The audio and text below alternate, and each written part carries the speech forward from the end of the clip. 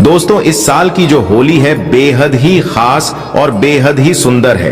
क्यों बेहद ही खास, बेहद ही सुंदर है? इसके पीछे मैं कारण बता दूं। क्योंकि दोस्तों 24 मार्च को होली का दहन और 25 मार्च को रंग उत्सव मनाएंगे और इस वर्ष बहुत बड़ा चंद्र ग्रहण है। और दोस्तों, जब चंद्र ग्रहण लगता है तो होली का प्रभाव और भी बढ़ जाता है। जो लोग साधक हैं, जैसे कि तंत्र क्रिया जानते हैं, जो लोग जैसे मंत्र सिद्ध करना चाहते हैं, या फिर जो लोग जैसे कि आध्यात्मिक क्षेत्र से जुड़े हैं, उनके लिए चंद्र ग्रहण बहुत ही ज्यादा इस वर्ष शुभ रहेंगे। कैसे शुभ रहेंगे वह हम आपको बताएंगे 2024 में। तो होली के दिन दोस्तों चंद्र ग्रहण है, और चंद्र ग्रहण के समय अगर कोई भी क्रिया करते हैं, कोई भी उपाय को अपनाते हैं, या फिर कोई भी जो क्रिया होती है उसे अगर आप अपने जीवन में पालन करते हैं तो आपको जरूर लाभ मिलेंगे। चाहे धन आकर्षित करने के लिए, चाहे कोई भी दौलत शोहरत पाने के लिए, यह होली बहुत ही खास होने वाली है। दोस्तों, हिंदू पंचांग के अनुसार फाल्गुन पूर्णिमा को होली का दहन और इसके अगले दिन होली मनाई जाती है। इस साल फाल्गुन पूर्णिमा तिथि 24 मार्च को सुबह 9:54 से शुरू होगी। वहीं इस तिथि का समापन अगले दिन यानी 25 मार्च को दोपहर 12:29 पर होगा। होलिका दहन कब होगा? 24 मार्च को होलिका दहन है। इस दिन होलिका दहन के लिए शुभ मुहूर्त देर रात 11:01 से लेकर 12:27 तक है। ऐसे में होलिका दहन के लिए आपको कुल 1 घंटा 14 मिनट का समय मिलेगा। कब है होली और रंग कब खेला जाएगा? रंग वाली होली कब खेली जाएगी? देखिए, होलिका के अगले दिन होली मनाई जाती है, इसलिए इस साल 25 मार्च को होली है। इस दिन देश भर में धूमधाम से रंगों वाली होली मनाई जाएगी। लेकिन याद रहे, इस दिन ग्रहण भी पड़ रहा है दोस्तों। होली पर ग्रहण का साया। हिंदू पंचांग के अनुसार होली का त्योहार हर वर्ष फाल्गुन मास की पूर्णिमा तिथि की रात में आरंभ होता है।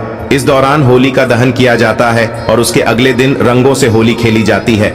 इस वर्ष 24 मार्च को होली का दहन किया जाएगा और 25 मार्च को होली खेली जाएगी। होली के ही दिन यानी 25 मार्च को साल का पहला चंद्र ग्रहण लग रहा है, जो भारतीय समय अनुसार सुबह 10:02 से शुरू होगा और दोपहर 3:02 पर समाप्त होगा। हालांकि उपछाया होने की वजह से यह ग्रहण भारत में दिखाई नहीं देगा के कारण यहाँ सूतक काल मान्य नहीं होगा। अब जब सूतक काल मान्य नहीं होगा तो दिल खोलकर होली मनाएं। आप कोई भी कार्य कर सकते हैं। भारत में इस चंद्र ग्रहण का कोई भी फर्क नहीं पड़ेगा। होली जमकर मनाएं। जय श्री राम।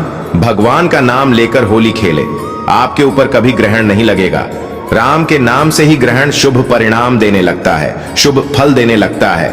होली पर आपका बाल बांका भी नहीं होगा।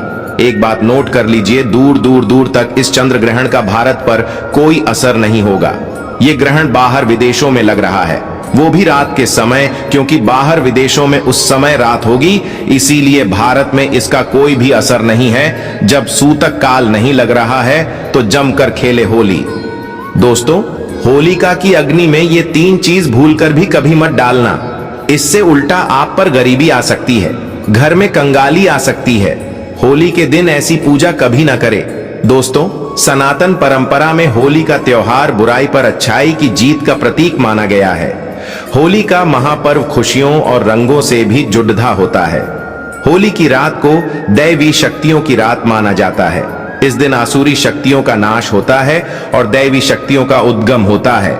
इसे दरिद्रता का नाश करने का, जीवन में चल रही परेशानियों को मिटाने का, दुख तकलीफ और सारे कष्टों से छुटकारा पाने का सबसे अच्छा दिन माना जाता है।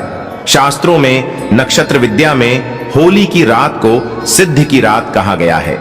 इस दिन नकारात्मक और सकारात्मक ऊर्जाएं दोनों ही बहुत ज्यादा सक्रिय रहती हैं। इसीलिए लोग सदियों से इस दिन सिद्धियां हासिल करने के उपाय करते आए हैं। होली की रात में जो साधना की जाती है वो बहुत ही कारगर और फलदायी सिद्ध होती है, जो कि 100% सिद्ध हो ही जाती है। इस दिन आप किसी भी देवता की साधना को सिद्ध कर सकते हैं। आज के इस वीडियो में हम आपको बताएंगे होली पर किए जाने वाले कुछ ऐसे प्रभावशाली उपाय जिनसे आप आने वाले नए हिंदू वर्ष में खुशियां ही खुशियां पाओगे। आप अपना दुख दर्द तथा कष्टों को मिटा सकेंगे। लेकिन क्या आप जानते हैं, होली पर ये 3 चीजें कभी नहीं चढ़ानी चाहिए। इससे उल्टा आप बर्बाद हो सकते हैं। जानने के लिए वीडियो को अंत तक जरूर देखें और कमेंट बॉक्स में लिखें जय श्री कृष्ण। आगे बढ़ने से पहले आपसे रिक्वेस्ट करते हैं कि वीडियो को लाइक जरूर करिएगा, दोस्तों को शेयर कर दीजिएगा और अगर आपने अभी तक चैनल को सब्सक्राइब नहीं किया है तो चैनल को सब्सक्राइब करके बेल आइकन जरूर दबाइएगा। दोस्तों, शास्त्रों के अनुसार माना जाता है कि होलिका दहन पर होली की अग्नि में टूटा हुआ गन्ना अर्पित नहीं करना चाहिए, ना ही होली में खराब गन्ना अर्पित करना चाहिए। इससे उल्टा आपको होली मैया का श्राप लग सकता है। टूटा हुआ गन्ना पूजा पाठ में इस्तेमाल नहीं किया जाता। इससे होली माता जाते जाते आपको श्राप दे सकती है। आपके घर में गरीबी का वास हो सकता है। शास्त्रों में माना जाता है कि जब होली का दहन होता है तब होली की अग्नि में पवित्र चीजों को ही डालना चाहिए। जब आप अग्नि में गन्ना डालें तब गन्ने के ऊपर हरे भरे पत्ते जरूर होने चाहिए, क्योंकि पूजा पाठ में अधूरी चीजें इस्तेमाल नहीं की जाती। अधूरी चीजें इस्तेमाल करने से अधूरा ही फल प्राप्त होगा। इसीलिए गन्ना साबुत होना चाहिए, टूटा हुआ बिल्कुल भी ना हो। हमेशा याद रखें, होलिका दहन से ठीक पहले गन्ना घर में अवश्य लाकर रख लें और गन्नों की संख्या 2 या 5 या फिर 7 होनी चाहिए, यानी विषम संख्या में ही गन्ने हों। दोस्तों, होली की पवित्र अग्नि में पानी वाला नारियल नहीं चढ़ाना चाहिए, इससे आप पाप के भागीदार बन सकते हैं। हमेशा सूखा नारियल होली की अग्नि में अर्पित करना चाहिए। पानी वाला नारियल अग्नि के अंदर भूलकर भी ना डालें। सूखे नारियल को अग्नि में डालने से पहले इस पर पूरे परिवार का हाथ अवश्य लगा लें। इससे होली माता जाते जाते आपको धन से माला माल बनाएगी, आपकी गरीबी को साथ ले जाएंगी। पानी वाला नारियल आप पूजा के दौरान फोड़ सकते हैं, लेकिन अग्नि में कभी मत डालना। सूखा नारियल अग्नि में डालने से होली माता आपकी सभी परेशानी को अपने साथ ले जाती है और अग्निदेव भी प्रसन्न हो जाते हैं। अगर आपके मन में बुरे ख्याल आते हैं, अज्ञात भय आपको सताते रहता है, तो होलिका दहन की पूजा के दौरान एक सूखा नारियल, काले तिल और सरसों को लेकर अपने सिर पर 7 बार वार लें और इसे अग्नि में डाल दें। आपकी चिंता होलिका मैया हर लेगी।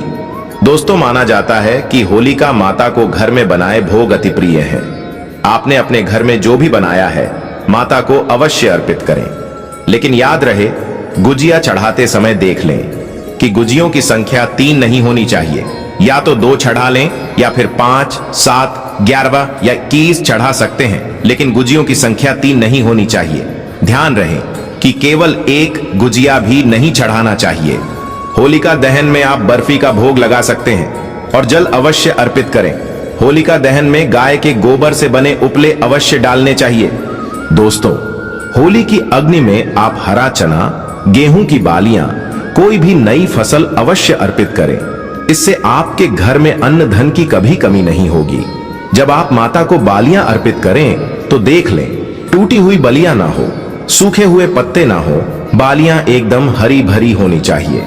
होलिका दहन की अग्नि में सूखी बालियां चढ़ाने से पाप लगता है। दोस्तों, शास्त्रों के अनुसार बताया जाता है कि किसी स्त्री को मासिक धर्म आ जाए तो उसे होलिका दहन की पूजा किसी और से करवा लेनी चाहिए। आप पूजा का वैसे ही पालन करें जैसे आप करते आए हैं, लेकिन मासिक धर्म के दौरान होलिका दहन के पास नहीं जाना चाहिए।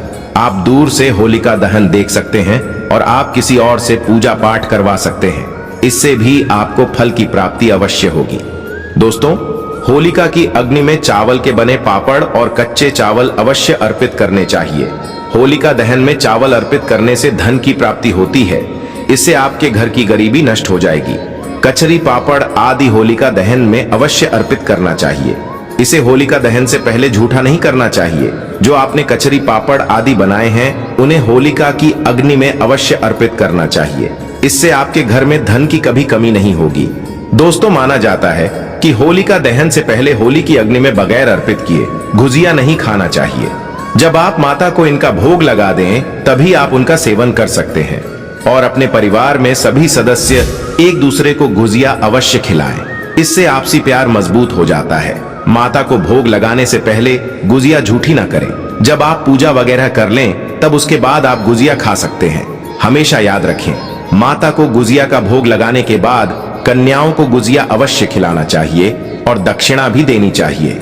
इससे नव दुर्गा तथा माता रानी का आशीर्वाद प्राप्त होता है। दोस्तों, इस दिन गाय को भोग अवश्य लगाना चाहिए। इस दिन आप गाय को गुजिया वगैरह अवश्य खिलाएं।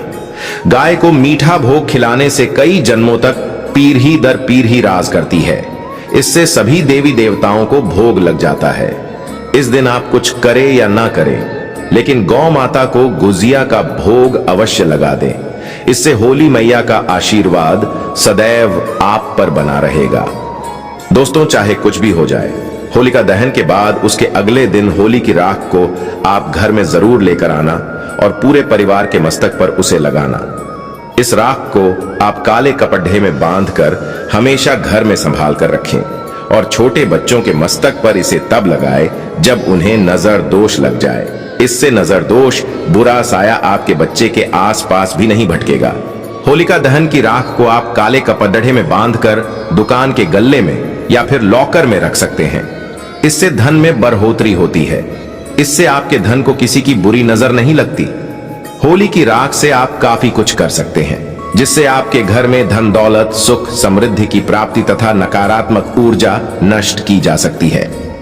दोस्तों, माना जाता है कि होली के दिन कोई भी सफेद चीज कभी किसी से नहीं लेनी चाहिए। इस दिन टोने टोटके प्रभावशाली रूप में कार्य करते हैं। इस दिन सफेद चीजों का इस्तेमाल करके सबसे ज्यादा टोने टोटके किए जाते हैं। इसलिए ऐसी कोई चीज स्वीकार करने से आपके ऊपर कोई काला जादू हो सकता है।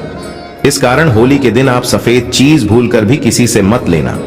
दोस्तों, हमारे वेद पुराण बताते हैं कि होली खुशियों की सौगात लेकर आती है। प्यार का प्रतीक मानी गई है होली। ऐसे में इस दिन मांस मदिरा का सेवन नहीं करना चाहिए। जो भी व्यक्ति होली पर मदिरा का सेवन करता है, मांस का सेवन करता है, तो उसे अगली योनि कुत्ते की मिल जाती है। ऐसा मनुष्य पीढ़ी दर पीढ़ी नरक की यातनाएं भोगता है। शास्त्रों में वर्णित है कि भगवान कृष्ण को होली का पर्व अति प्रिय है। इसीलिए इस दिन कोई भी ऐसा कार्य नहीं करना चाहिए जिससे भगवान कृष्ण क्रोधित हो जाए। होली पर गाली नहीं देनी चाहिए, स्त्री का अपमान नहीं करना चाहिए, सुबह जल्दी बिस्तर छोड़ देना चाहिए, होली के दिन ज्यादा सोना नहीं चाहिए, होली के दिन पवित्र पर्व पर सहवास नहीं करना चाहिए। इस दिन स्त्री से दूर रहें। पुराणों में उद्धृत है कि इस दिन हर किसी को होली अवश्य खेलनी चाहिए। होली का रंग कई प्रकार की नकारात्मकता को अपने आप नष्ट कर देता है। इसीलिए जो मनुष्य सच्चे दिल से होली खेलता है, उसके ऊपर होली मैया का आशीर्वाद सदैव बना रहता है। होली एक पवित्र त्योहार है। इसे अपवित्र करने वाला व्यक्ति सदियों तक कृष्ण भगवान के श्राप का भागी बना रहता है। इसीलिए होली का पर्व सच्चे दिल से तथा सच्ची श्रद्धा के साथ ही मनाना चाहिए।